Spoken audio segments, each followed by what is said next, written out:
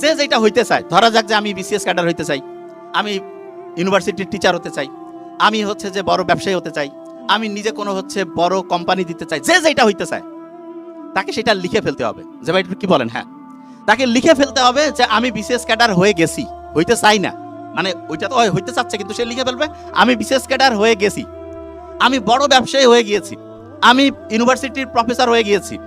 যে যেটা হইতে চায় তাকে সেটা লিখে ফেলতে হবে। তো অনেকের মাথায় প্রশ্ন, যে যেটা হইতে চায় সেটা লিখে ফেলবো, কারণটা কি? খুব ইম্পর্টেন্ট।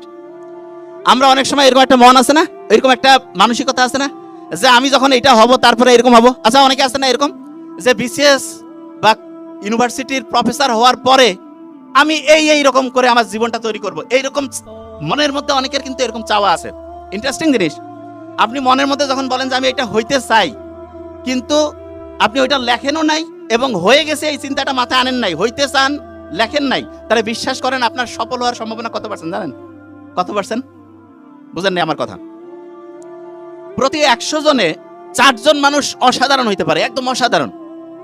সেই 4 জন কারা? এটা নিয়ে সব সময় গবেষণা হয়েছে।